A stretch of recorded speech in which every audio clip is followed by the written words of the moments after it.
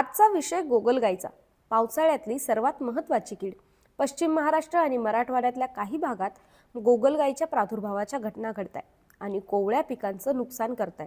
त्यामुळे तिच्यावर वेळीच आळा घालावा लागणार आहे। कसा घालायचा हा आळा, यासाठी पिकावरील कीड रोग सर्वेक्षण आणि सल्ला प्रकल्प अर्थात क्रॉपसॅपने एकात्मिक व्यवस्थापन पद्धत सांगितली। तीच पाहूयात आजच्या या व्हिडिओमधून। नमस्कार, मी स्वराली ॲग्रोवनमध्ये आपल्या सर्वांचं स्वागत। गोगलगाईच्या नियंत्रणासाठी आपल्याला तिची आधी लक्षणं ओळखायची आहेत। जसं ती सरपटताना चिकट स्त्राव सोडते आणि तो वाळल्यावर पांढुरका आणि चकाकणारा दिसतो, हे तर आपल्याला माहितीच आहे। तसंच ती झाडावर पालापाचोळ्यात लपून राहते। याशिवाय ती वाळलेल्या कुजलेल्या गवताखाली, पिकांच्या खोडाशेजारी, बांधाला किंवा दगडांच्या खाली माती भुसभुशीत करून अंडी घालते। ती अंडी साबुदाण्यासारखी दिसतात, त्यामुळे ती ओळखू येतात।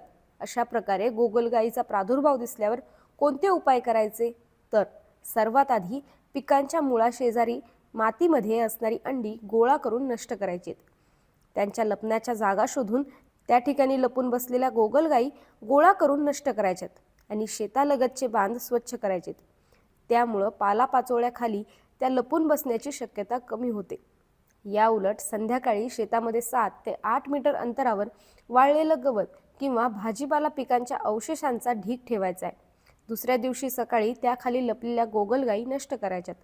संध्याकाळी आणि सूर्योदयापूर्वी बाहेर पडलेल्या दिवसा झाडावर लपलेल्या गोगलगाई हाताने किंवा चिमट्याने गोळा करून नष्ट करायच्यात। पण कशा नष्ट करायच्या, तर उकळत्या पाण्यात किंवा साबणाच्या द्रावणात किंवा रॉकेल मिश्रित पाण्यात टाकून त्या नष्ट करायच्यात, किंवा 3 फूट खोल खड्डा खोदून त्यामध्ये त्या पुरायच्यात आणि त्यावर चुन्याची भुकटी टाकायची, किंवा गोळा केलेल्या गोगलगाई प्लास्टिक किंवा सिमेंटच्या पोत्यामध्ये भरायच्यात।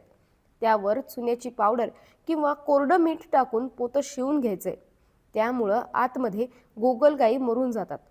पण छोट्या आकाराच्या गोगलगाई असतील तर त्यांच्या नियंत्रणासाठी प्रति लिटर पाण्यात 100 ग्रॅम मीठ टाकून मिठाचं द्रावण तयार करायचंय आणि त्याची फवारणी करायची आणि फळबागेतल्या झाडांच्या खोडाला 10% बोर्डो पेस्ट लावायची। पण शेतामध्ये गोगलगाईंचा उपद्रव जर जास्त वाढला तर शेतातील मुख्य पिकावरचा प्रादुर्भाव रोखण्यासाठी पिकाच्या सर्व बाजूंनी 2 मीटर पट्ट्यात राख पसरायची आणि त्यावर मोरचूद आणि कळीचा चुना हे 2:3 या प्रमाणात मिसळून त्याचा पातळ थर राखेवर द्यायचा आहे। जमीन जर ओली असेल किंवा पाऊस असेल तर या पद्धतीचा फारसा उपयोग होत नाही।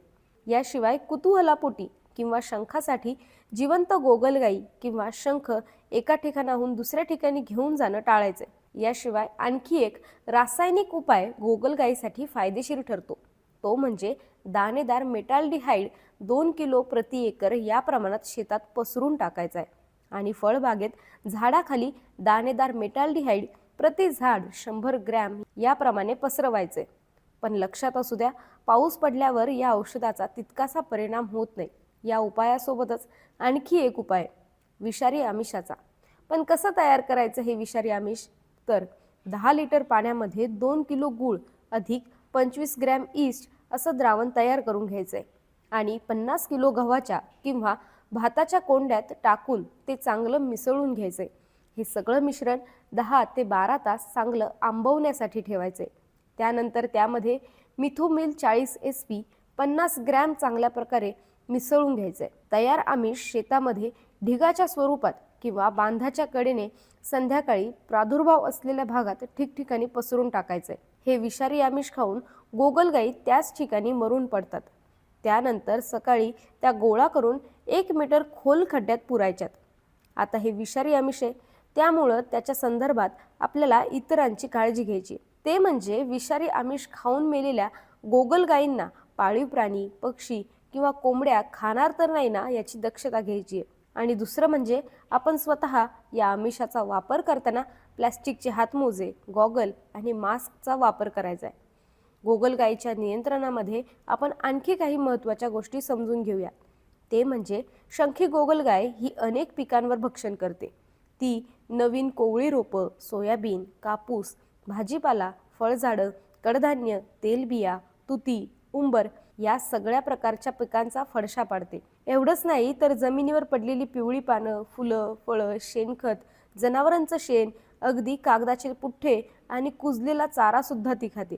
त्यामुळं तिच्या नियंत्रणासाठी आपल्याला नियमितपणे सर्वेक्षण करायचे, म्हणजे तिची लक्षणे दिसताय हे शोधायचे, जेणेकरून होणारं नुकसान टाळता येऊ शकतं. त्यातल्या त्यात या किडींचं नियंत्रण तेव्हाच चांगलं होतं जेव्हा एकाच वेळी गाव पातळीवर सामूहिकपणे शेतकरी एकात्मक व्यवस्थापन करतात. त्यामुळं तुमच्या गावातल्या मित्रमंडळींनाही हा व्हिडिओ शेअर करा. ही माहिती महात्मा फुले कृषी विद्यापीठाच्या कीटकशास्त्र विभागातील तज्ज्ञ doctor S.T. Aghav, doctor S.B. Kharbade, doctor U.K. Kadam, doctor D.R. Bankar आणि डॉक्टर S.B. महाजन यांनी दिली आहे. तुम्हाला ही माहिती कशी वाटली कमेंटमध्ये नक्की सांगा आणि तुमच्या भागात कोणते कीड रोग येत आहे का हेही कमेंटमध्ये नक्की सांगा. तसंच जास्तीत जास्त शेतकऱ्यांपर्यंत हा व्हिडिओ शेअर करा आणि ॲग्रोवनला फॉलो आणि सबस्क्राईब करायला विसरू नका.